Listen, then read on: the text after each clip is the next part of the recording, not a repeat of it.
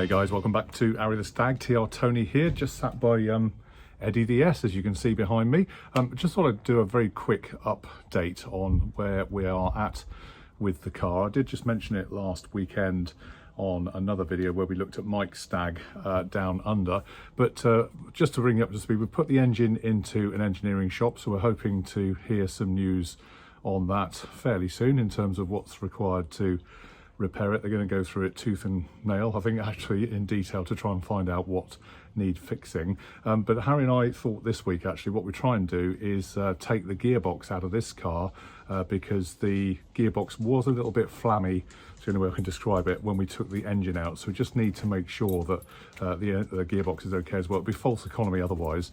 So what I'll do is just talk you around the car, what we've done, and show you the gearbox that we've taken out in just a minute, and maybe some of the differences between the different types of Borg Warners, because it is an automatic car, this is. Plus, at the very end, I'll show you a top tip for making sure that you can transport these gearboxes without causing lots of mess, which I think would be very good. So, let's go and have a look. Yep. This is Dukey. He's helping us out today and seeing what's going on. Excuse some of the noise in the background. Yeah, it's been a few weeks probably since Eddie the Ess has featured on the channel, but I just wanted to remind ourselves what a lovely looking car it is. Some of you have said, oh, it's full of filler, it must be a con, it's too nicely polished. Yeah, there's one or two little points on it that need doing. It is a 50-year-old car after all. But I've seen a few of these Triumph 2000s and 2500Ss in my time. In fact, for those that have been watching the channel for a while, you remember we did buy another one over a year ago, and that ended in tears. So this one is definitely a good example. For those of you that are very observant, you'll see it's got quite a narrow gauge at the front currently, because all the engine and the gearbox are both out of the car. We've obviously removed the front grille piece that's on the front of the car, but in this kind of sunshine, this lovely August sunshine, you can just see how, well, I think it's pretty straight. I mean, if you want to really pick at it, you might see a few little bubbles here and there, but usual places, but you know, nothing that certainly would worry me too much. I love this badge on here, it looks gorgeous, just gives it a little bit of, je ne sais quoi, and I love the vinyl roof too. This was very popular in the 70s, for those that don't remember the 1970s, and it's our daylight today, it's blinking hot as well, but it just gives it a little bit of panache, I think. And at the moment, all the spares and bits and pieces are actually located in the boot. So we have a number of things that have come off the car that you can see are waiting to go back on it when we get the engine and eventually the gearbox back together. But I'll just walk you around again, and we'll have another look under the bonnet in just a second. The bonnet isn't bolted, it's just literally resting there just to keep any weather out. We are sporting the Arry The Stag badge of honour, as you'll see, and we have the original triplex laminated glass on the car too. So I'll just take this bonnet out and you can have a look underneath and see what's what. Now, whilst this bonnet isn't that heavy, it is a two-person job to get it off the car without damaging any paintwork. And you can see here the original vehicle emission control information label with firing order on it, contact breaker gaps, dwell angles and all that kind of stuff. That looks to be fairly original British Leyland.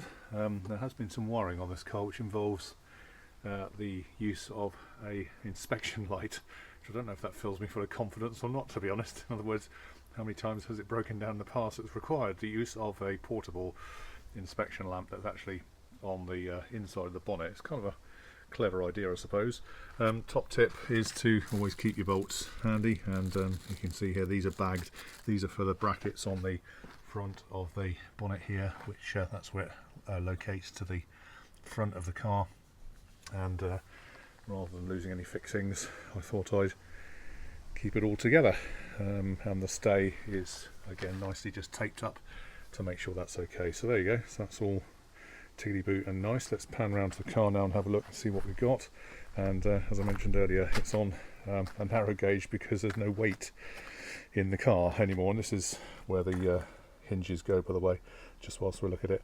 So I think you can see there we now have a pretty clear engine bay. Everything is out, tucked away, including the gearbox, which resided down in there. And Arry himself was under here on Tuesday night or Wednesday night, helping me get everything out. And easiest way, having had the engine out, was to lift the car up higher and then take it out on a trolley from underneath these cross members here and the power steering rack too. So that's what we did.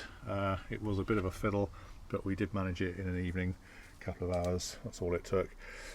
So this is why the car is riding high now, because the springs in the front suspension are, I don't know what's going on. There's no weight at all on the car at all. But anyway, that's it. Let's go and have a look in the garage, see what we can see in there. So first off, just wanted to say a big thank you to Jeff Thirlby, who when I went to see him recently to film his MGC, which we will feature on the channel in the next few weeks. It's an immaculately looking car and well worthwhile to watch when we get to it. But he very kindly had a couple of spare Triumph 2000 2500 manuals. This one's a repair operation manual, so it's I think he found it at a book sale or something, but it's got everything you need to know about the Triumph 2000 2.5, which is really good and in detail. So I'm very grateful. Thank you very much to Jeff for that. That's very kind. And what was interesting was when I looked at this gearbox that is here in the garage, my perception, rightly or wrongly, was it was a Borg-Warner 65 in these models, but actually that's not the case. And the way to tell it is obviously how the thing looks, but if you look up here close, you can see there's a serial plate on the side of this car, and it actually does say model 35 automatic transmission and a serial number underneath there as well. So these are the Borg-Warner gearboxes, and these identifier plates tell us what type it is. So having seen that and been a bit surprised, because for some reason in my head I thought these would be BW 65s, later ones, then going to the manual, actually when we looked in here, see if I can find the right page, because I just flicked it. Let me just bear with me 2 seconds. And here's the photo in the appropriate page in the manual. And looking over the page here, there was a bit of a breakdown that I found very interesting. As you can see, the unit identification for these Borg-Warner model 35s, which is what this one is denoted by name plate colours, and varying from yellow, blue, golden yellow, red, light grey, green, which I think is what ours is. And yeah, there's lots of other details in there. One thing to watch out for, and I won't mention or go into detail here, but the fluid that you use in it is kind of quite important, so make sure you use the right drive transmission fluid in it, such as was originally specified. But let's go to the box and have a quick look. Now, I'm sure many of you will be very familiar with these, so I won't teach grandma to suck eggs, as they say. A couple of headlines really, I suppose, is that this here is the inhibitor switch, and that stops you basically starting the automatic car when you're in drive. So park, it will allow you to start it, but there is a electric plunger in there that basically stops this thing going unless you're in the right mode, such that you don't go cavorting off down the road in a bit of a hurry when you don't want to, which wouldn't be very desirable. This here is the kick down mechanism, and Andy no doubt will talk us through the appropriate setting for that. So that's all good.